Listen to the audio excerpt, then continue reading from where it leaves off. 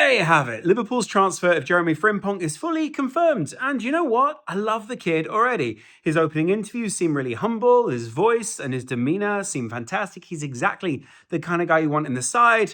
And he presents as someone who's going to solve a lot of the problems for Liverpool. The adaptability, not only that, but the personality and everything else that goes along with it, with the Dutch spine of the team that we seem to be looking to build right now, even if that isn't a deliberate thing. All of those things match up really well. Not only that, but his speed, his intensity, the things he's saying. I know it's easy to do that on day one, guys, but after some of the recent experiences that I think Liverpool have had, not that we've had some terrible transfer signings recently, but after some of the recent experiences that we've had, especially when it comes to questioning some of our players' application, seeing a guy who really seems to get it, says all the right things in public, comes as a breath of fresh air. I know that there is a lot more to fulfill as a player, but at least what you want is a transfer that feels right, a transfer that seems seamless, and to feel as if the club is moving in the right direction. No one can obviously know what's to come. No one knows. Otherwise, it would just be a boring Premier League season if we knew it was going to play out. It's kind of spoilers.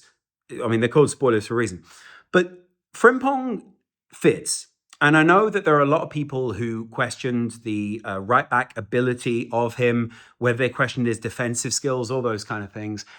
But I think what you're thinking is, first of all, we're analyzing that player in isolation, and you're saying, okay, well, he can't defend right now. Guess what? I think Liverpool have really shown a great track record of upskilling players, maximizing what is their output, and putting them in a position to excel. Not only that, but I also think that depending on the system, you can kind of tell how a player's going to be. But we haven't seen him play in an Arne Slot style of system because Xabi Alonso's ideas are so unique to Xabi Alonso. We've seen him successful, obviously, in that system, but I think there are a lot of transferable skills. Not only that, but I think he's clearly a personable guy who's already got good relationships with other people in the squad. Personally, I think he's a highly marketable player. I also think when you've had the services of Trent for a season where, Arne Slot's talk about application, or he talks about the way that Trent kind of conducted himself, to have someone in that we know is just going to be up and down that line all the time, bringing that intensity as he has done very consistently for Leverkusen, then I'm more than in on this. But I think the thing that is overarching all of this is last summer there were a lot of questions around Liverpool. Klopp was gone. Sure, that was seemingly to the rest of the public the glue that was holding the club together. But I think a lot of people overlooked the wider cultural impact that people like Michael Edwards, Richard Hughes, and even some of the players that remained, shaped arguably by Klopp, were going to have on this side. First of all, I'd say playing alongside Van Dijk, Gravenberch, Gakpo, being managed by a Dutch manager in Arne Slot, even if that isn't a primary focus for someone like Frimpong, would be a big pull. But an even bigger thing is, and I think here's one thing that I kind of feel like a sense of pride, even though I've not really contributed to that, first of all, he speaks about the Anfield within the atmosphere and says, it's the best atmosphere I've played in. First of all, tick, brilliant. Yeah, you've passed your signing test. But secondly, I think that feels like Liverpool as a culture, Liverpool as a club is playing a role in attracting a lot of these players. Not only do they want the big contracts, which obviously I think most of these guys are going to sit on, they also want the experience.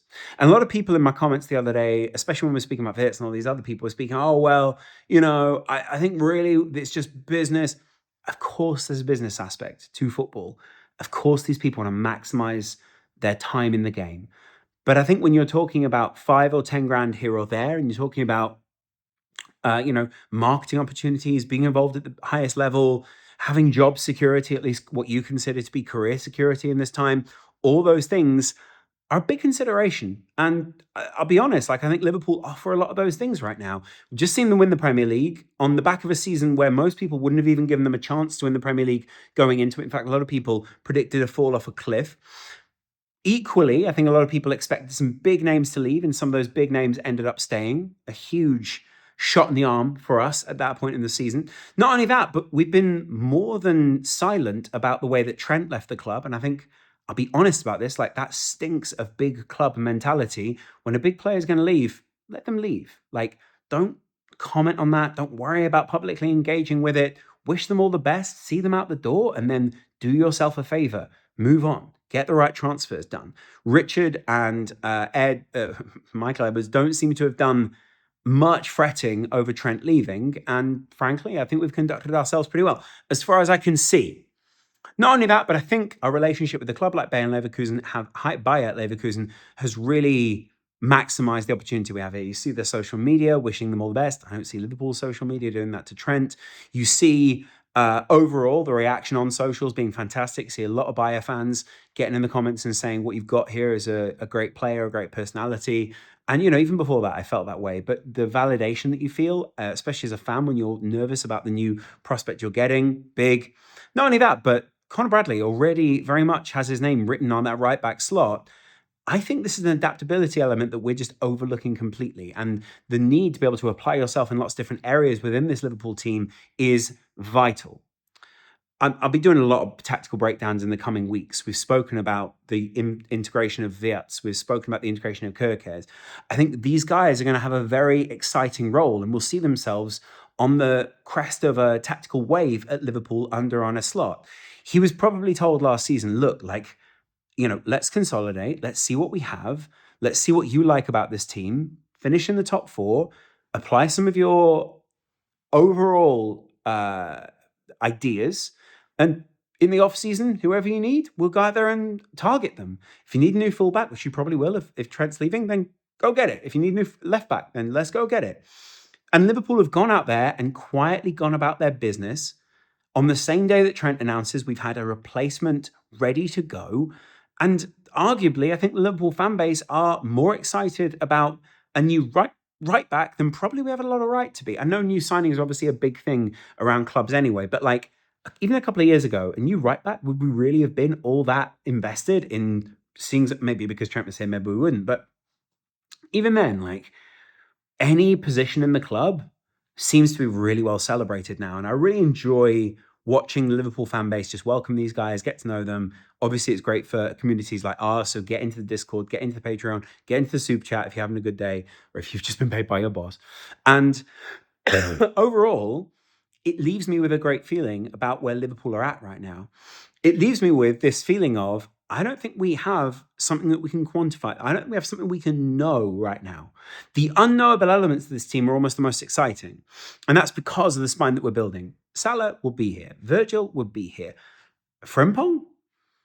What exactly is it that he's going to do at right back? Is he going to be expected to be more of a right back? Is he expected to be more of a winger? Either way, his application is going to be there. And I think we've kind of lacked that down that right side this year.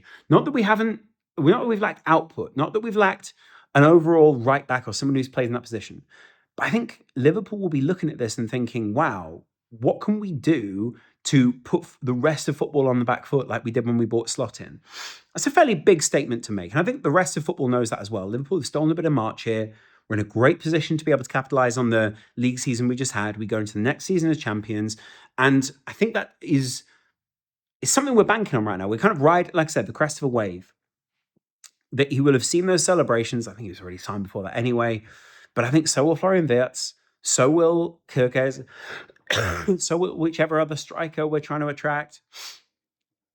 I think that all of that is a cumulative thing. It's gone through these years we've been building this. This is down to consistency and application and all the things that people keep talking about, kind of as if those just sort of magic themselves into the ether. Liverpool have very consciously constructed those things as a club.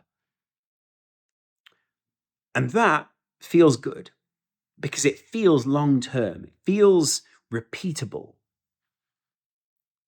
And to go back to back as a club, I think is genuinely the aim this season. Earlier on in the season, I spoke about, well, if Liverpool finish in the top 3, top 2, I'll feel good.